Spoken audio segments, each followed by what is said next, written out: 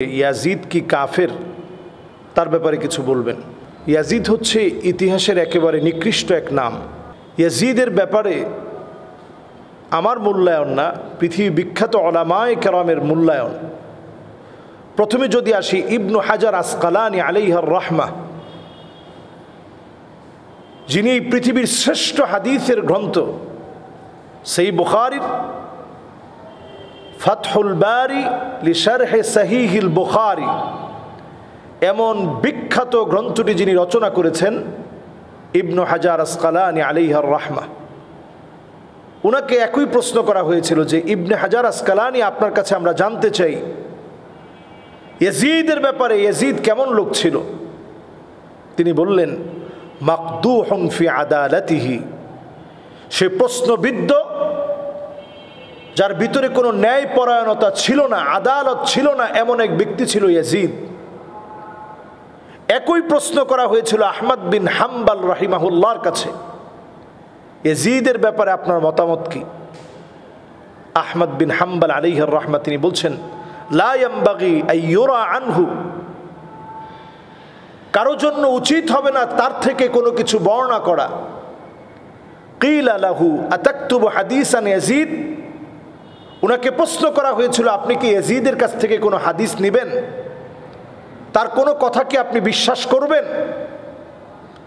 সঙ্গে সঙ্গে আহমদ বিন হাম্বল আলাইহির রাহমাহ তিনি বলছেন, লা ওয়ালা কারামাহ, তিনি রাগান্বিত হয়ে বললেন, অসম্ভব, তার তো কোনো ব্যক্তিত্বই নেই, এই ব্যক্তিত্বহীন কোনো ব্যক্তির কথা কেমন করে আমি নেব? সেই ইয়াজিদ সম্পর্কে প্রশ্ন করা হলো ইবনে জাওজি আলাইহির রাহমাহ ওনার কাছে, মা রায়ুকুম লিরাজুলিন হাকামা সালাসা সিনিন, যেই লোকটা তার শাসনামলে একের পর এক জুলুম করেছে তার ব্যাপারে আবার কি মতামত থাকতে পারে? এইভাবে করে যদি আমরা পৃথিবী বিখ্যাত উলামায়ে কেরাম ওনাদের বক্তব্য নেই, জালালউদ্দিন সুয়ুতি আলাইহির রাহমাহ, হাফেজ ইবনু কাইয়ুম জাওজি আলাইহির রাহমাহ, সবাই তার ব্যাপারে এক কথাই বলেছেন, সে ফাসিক, সে ন্যায়পরায়ণতা তার ভিতরে ছিল না, তার ভিতরে দিনদারি ছিল না, এক কথায় তার ব্যাপারে প্রশংসা করার কোনো সুযোগ নেই। যার নেতৃত্বে আহলে বাইতের ৭২ জন পরিবারের সদস্য শহীদ হয়েছে, নবী পরিবারের কলিজার টুকরা হুসাইন রাদিয়াল্লাহু তাআলা আনহুকে অপদস্থ লাঞ্ছিত করার জন্য আপ্রাণ চেষ্টা চালিয়েছে। উবাইদুল্লাহ বিন জিয়াদের নেতৃত্বে তার ওয়ার্ডারে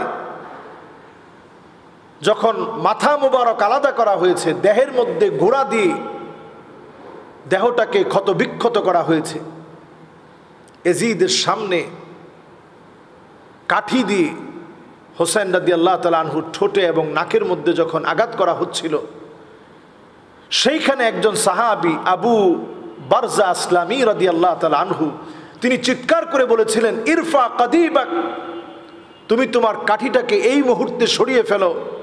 ফাওয়াল্লাহি লা রুব্বামা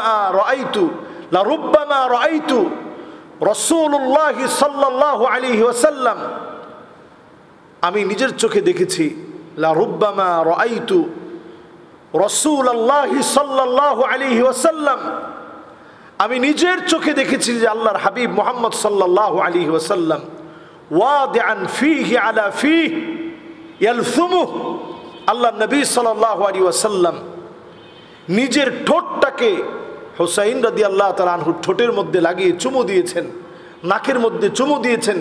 যেই নাকের ছিদ্রের ভিতরে তুমি কাঠিটাকে ঢোকাচ্ছ, ঠোঁটটার মধ্যে তুমি আঘাত করছো, আল্লাহ নবী সাল্লাল্লাহু আলাইহি সাল্লাম ইয়ালসুমুহু, এই ঠোঁটের ভিতরে চুমু দিয়েছেন বারবার।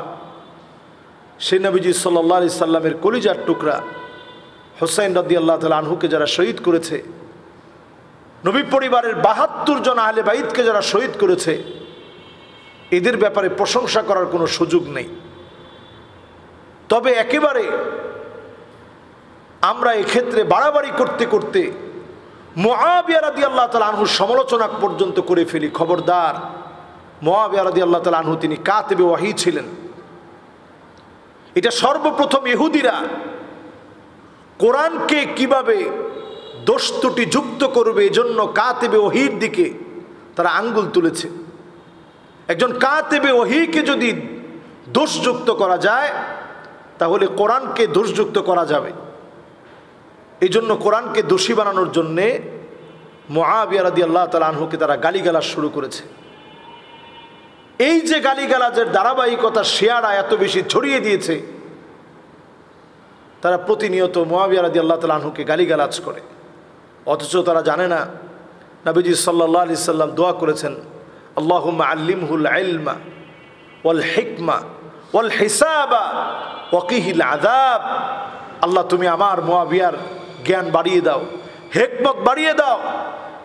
আল্লাহ তুমি মুআবিয়াকে অর্থনৈতিক বুঝ দান করো, হিসাবের জ্ঞান যেন সে পায়, একটা অর্থনৈতিক সমৃদ্ধ রাষ্ট্র যেন গড়ে তুলতে পারে। এই দোয়া করে দিয়ে গেলেন।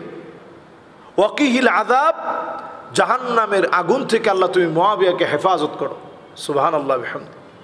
সুতরাং সাহাবায়ে কেরাম রিদওয়ানুল্লাহি আলাইহিম আজমাইন ওনাদের ক্ষেত্রে কথা বলতে খুব সাবধান, মুআবিয়া রাদিয়াল্লাহু তাআলা আনহুর ব্যাপারে কথা বলতে খুব সাবধান। ইয়াজিদ সে নির্মমভাবে এরপরে দুনিয়া থেকে তাকে মূলোৎপাটন করা হয়েছে। তার স্বৈরা শাসক হিসাবে পৃথিবীতে আখ্যায়িত হওয়ার পর সেই পৃথিবী থেকে নাস্তানাবুদ হয়েছে। অল্প কিছুদিন পরেই হুসাইন রাদিয়াল্লাহু তাআলা আনহু চিরস্মরণীয় হয়ে আছে, ইয়াজিদ হয়েছে ঘৃণিত।